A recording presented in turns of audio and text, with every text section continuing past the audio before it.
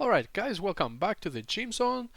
We got some news about the new patch that's coming on Dune Awakening, and they're starting off with a new PTR. They're gonna create a private test server for people to test the patches and give feedback and yeah, any thoughts about the patch that's going on in the PTR.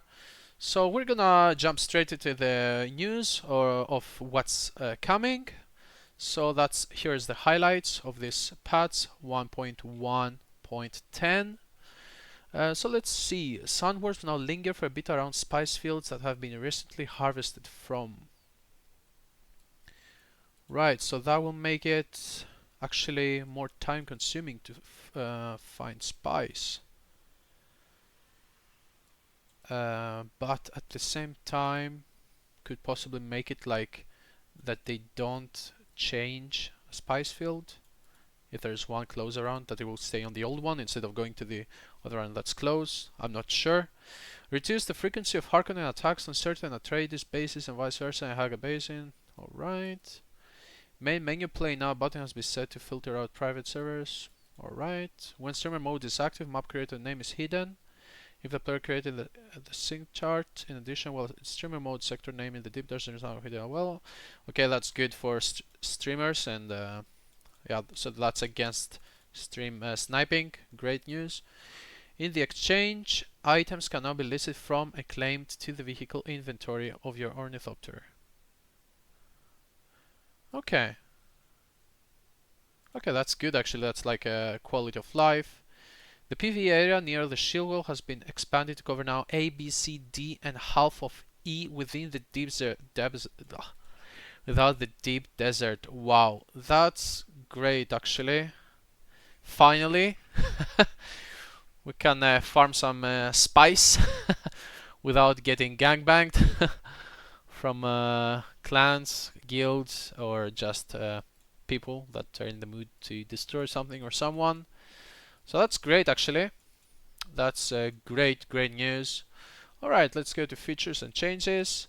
Technical and stability reports made in the game. Bug report systems now contain an additional line about the storage location where the game is installed. Okay. Yeah, after dying to Coriolis Storm while offline, player now get moved to Haga Basin so that the respawn menu shows all respawn points in Haga. Okay, where was the player moved before? I'm not sure. I haven't died to the Coriolis Storm. Trading post checkpoints cannot be used as respawn points while in different. Okay, that's cool. That's cool actually. Updated the minimum required version of Intel GPU driver to prevent sound surface displaying as. Okay. Remove false positive warnings about minimum. Alright. We removed the restrictions when visiting other sieges. Before this change, players had their home. Okay, so that's like fixes, mostly. Resources, building and crafting. Moved the Atreides decorations away from Asmara Effendi. Alright. Loot containers dropped after picking up NPC corpses are now invisible if they are empty for the player who picked up the corpse. Alright, that's cool. Added 3 unique weapon schematics to. Oh, alright. 3 unique. Okay, they're not new, they already exist, they just moved them to the other NPC. Vehicle backup tool and Solido replicator can now be crafted in the survival fabricator. Oh yeah, I haven't noticed that, that's cool. Quality of life. Armor in the main menu will now use the correct armor swatches applied to your character in game. Okay. Range info added to the wielding torch info card. Alright. Yeah. Well, quality of life changes. Combat. Alright, that's interesting. Tweak the buggy turret camera to improve overall visibility while operating. I haven't used the turret at all. Visual improvements to buff and debuff icons for legibility. Okay, that's cool. Because sometimes you're in shell and farming jasmine ore, right? And then you see suddenly that the radiation debuff is all red. And then you check and you're like, okay, I'm dead. But you actually have 50,000 more. So it gets red when you're 100,000. But you still have plenty of time to get out, right? You're not like dead. Change the Sentinel abilities action text from detonate to deploy. Added range information to wielding steps info card. Added duration information to Spencer spots info card. New visual effects created to indicate the way sword parring staggers multiple targets. Huh, interesting. Updated dagger slow blade animations to make the stab connect better. Yeah, that's cool actually. Correct visual effects should now be played on the receiving side if shielded or otherwise damaged to immune. Okay. Okay, that's cool. So basically there are visual effect changes or yeah, and quality of life changes on the visuals of the game.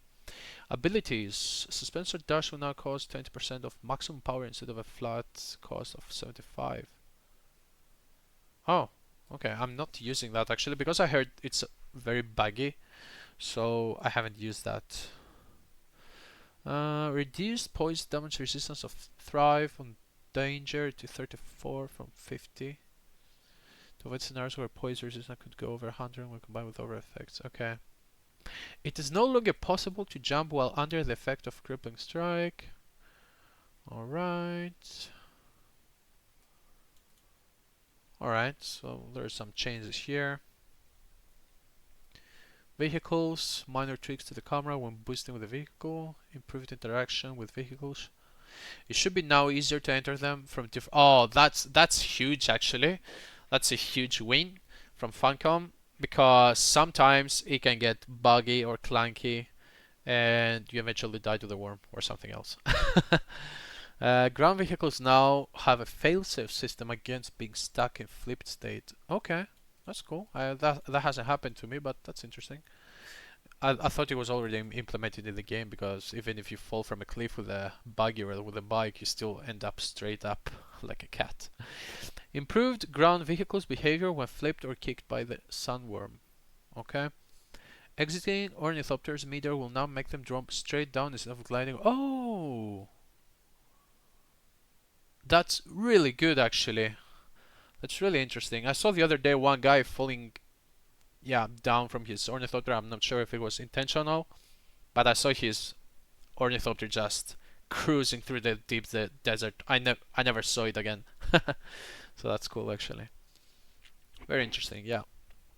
Balancing. Updated anti-gravity fields to allow for stationary targets to get out of them rather than be locked into. Oh, that's really good. I've died once because of the anti-gravity fields from a NPC. That was really annoying.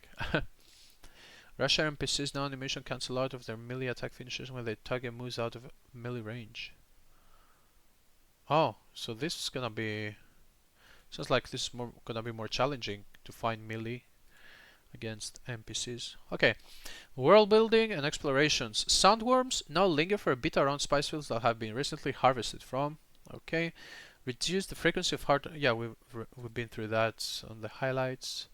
Miscellaneous journey step improvements. Okay, replaced an incorrect part of hologram. Okay. That's the biggest win of all. Control points in the deep desert are now PvP areas.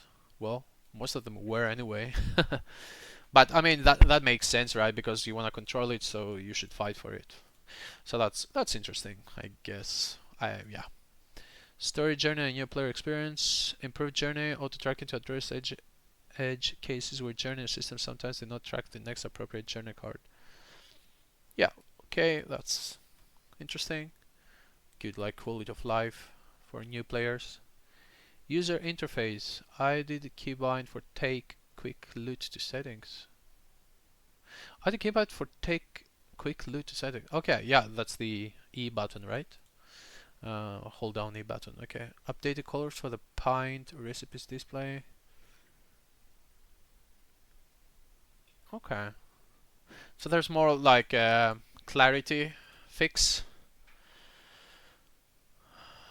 Oh, this is really interesting. The compass shows a consistent colored line representing which zone the player is in. That's really good. Because there's a lot of times I just open the map to see where I'm at because I forgot. Navigation icons from crafting, journey, and customization menus are animated when switching between them. Okay, that's like clarity and visual effects and like not that impactful in the gameplay. Um,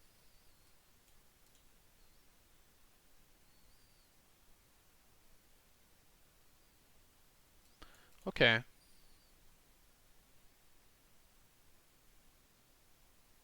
All right, that's interesting because the other day I was, yeah, I was looking at the chat and the chat got a bit toxic, you know, and there was no report button or something like that. So that's good actually. We don't need toxicity, guys. We're here to have fun and play together. PvP is toxic by its nature. We don't need to be verbal also. Graphics, animations, and visual effects. Added and updated another batch of animations to various cinematics. Okay, that's cool. Sometimes it was a bit off, but yeah. Performance pass vision. Okay. Um, yeah, okay.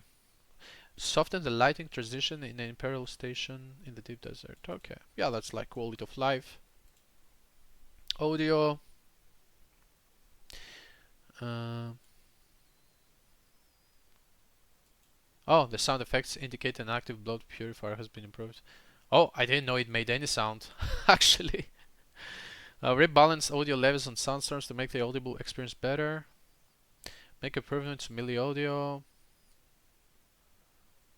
Okay, that's an interesting. Okay, that's interesting.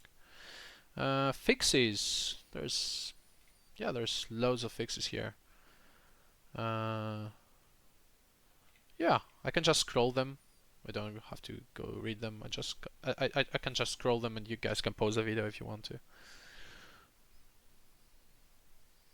There is a ton of fixes, which is good. The team has been working hard.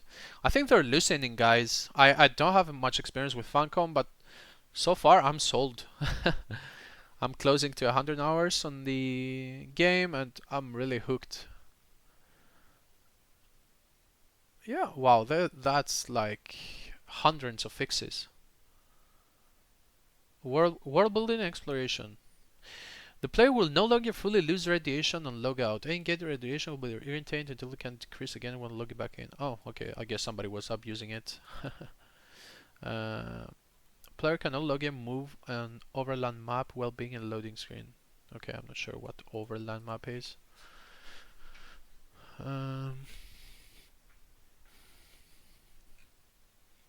Okay. Oh, for players in the same party, damage will be reduced to 25% when shooting with ornithopter rockets at each other. So you could actually damage your friend. Wow, that was even more toxic than I thought. Oh, that's really good. When the welding torch is in customized mode, vehicle modules now get highlighted properly. Yeah, this was a bit clunky. It was like sometimes it would just stack highlighted even though you didn't have the welding torch in your hand anymore. Okay, that's cool. Yeah, that's lots, hundreds of fixes, guys. That was such a win. Yeah, look at that. This is like, wow.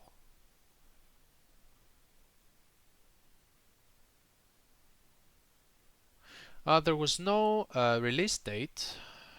Didn't find anything about the release date. Maybe it was noted here. We're launching the public test client initiative today with the upcoming patch. This is the first major patch.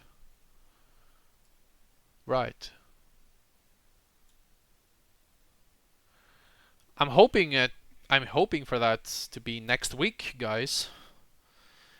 So we'll find out. Yeah, so that's it. You can just pause the video if you didn't make it to read something, or maybe I just skipped some parts. So yeah, thanks for watching and take care. Have fun.